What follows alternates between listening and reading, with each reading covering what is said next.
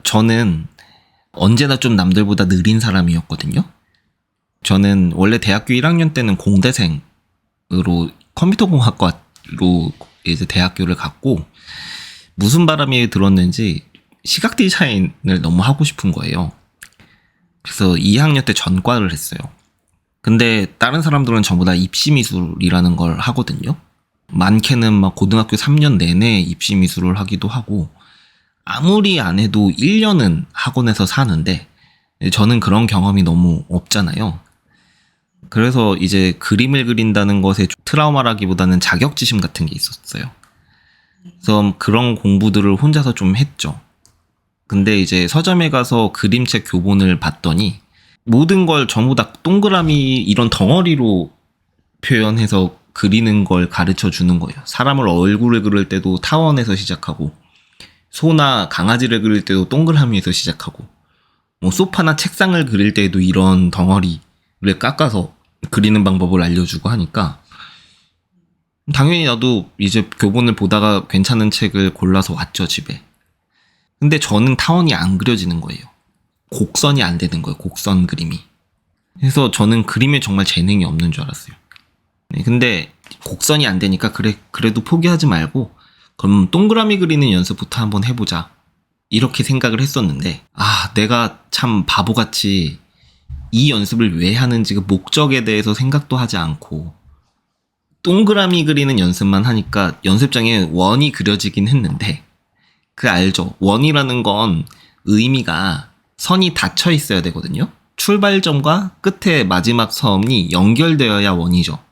근데 저는 우리 시험지 채점 하듯이, 그쵸? 이게 닫혀지지 않는 동그라미만 계속 주구장창 연습을 한 거예요.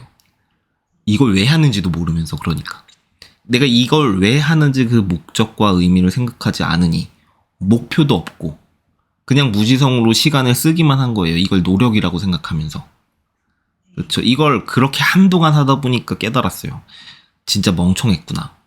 그러니까 내가 이 동그라미를 그리는 걸 계속 할 게 아니라 동그라미가 안 그려지면 그냥 직선으로만 해도 되지 않을까라는 생각을 해서 그때부터 모든 사물을 네모로 그렸어요. 네모. 직선으로만 표현했거든요.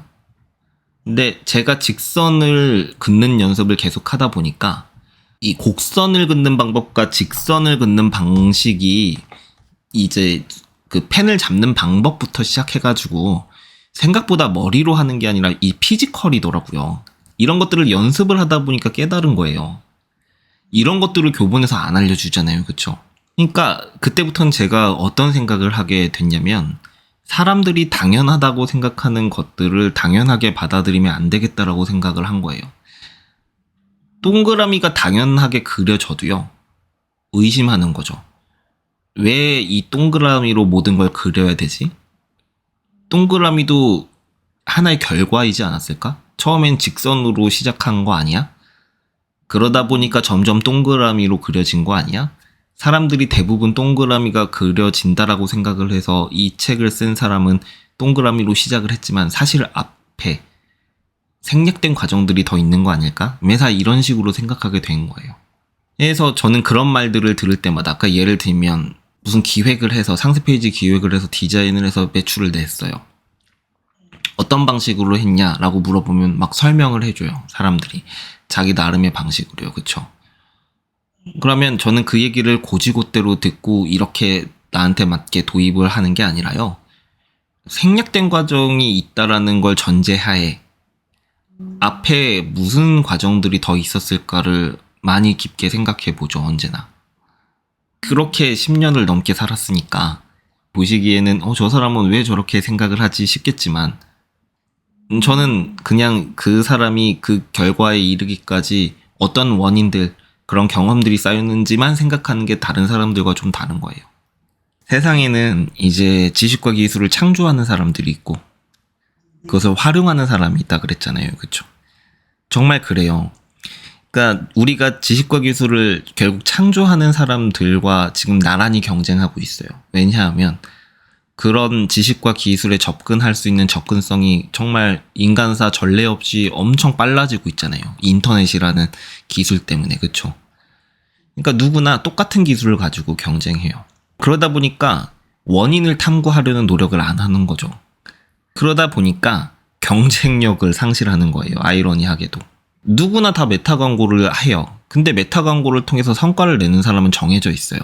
오랫동안 그런 마케팅 방식을 연구하고 공부하고 그 결과 페이스북일 때부터 광고를 집행하고 인스타그램과 합병했을 때도 같은 알고리즘 같은 걸로 계속 그런 시행착오를 거치면서 비로소 메타로 통합됐을 때에도 내가 충분히 학습한 그 데이터 경험으로 광고를 집행할 수 있는 그런 통찰력을 보유한 사람은 계속 피라미드의 꼭대기에 있겠죠.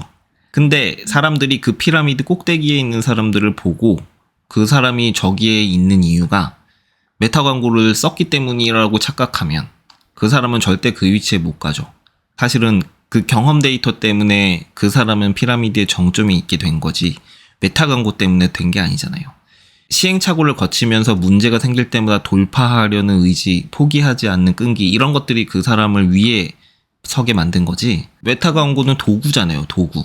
이건 마치 이제 호텔의 유명 셰프가 어떤 특정 브랜드의 칼을 사용해서 요리를 한다고 그 칼자루를 내가 똑같은 브랜드를 사면은 그 요리 실력을 갖추게 될 거라고 기대하는 거랑 똑같은 거예요. 되게 어리석은 거잖아요. 실제 현실에선. 근데 사람들이 이렇게 인과관계를 잘 생각하지 못하는 경우가 많아요. 결과에 매몰되시면 안 돼요. 절대로. 사업을 하신다고 하면 특히 더. 보통 우리가 결과에 매몰될 때는 언제 결과에 매몰되기가 쉽냐면 속도 경쟁을 할 때 그래요. 마음의 조급함이 사람들의 결과를 빨리 모방하고 싶게 만들거든요. 그럴 때일수록 마음을 다잡으셔야 됩니다. 사람들이 빨리 가는 것처럼 보이는 건 착시예요. 정말로. 예를 들어서 어떤 사람이 30대에 엄청나게 큰 성공을 읽었어요. 그러면 그 사람이 30살부터 일을 시작해서 31살에 그런 성과를 냈다고 하면 그 사람은 1년 만에 성과를 낸 것 같죠? 아니에요. 31년 만에 그 성과를 낸 거예요. 그 사람은 20대를 어떻게 보냈는지를 봐야죠. 저랑 전혀 다른 20대를 살았을걸요? 그러니까 끈기를 가지고 인내하셔야 됩니다. 속도 싸움을 하시면 안 돼요. 절대로. 내가 할 수 있는 걸 하는 거예요.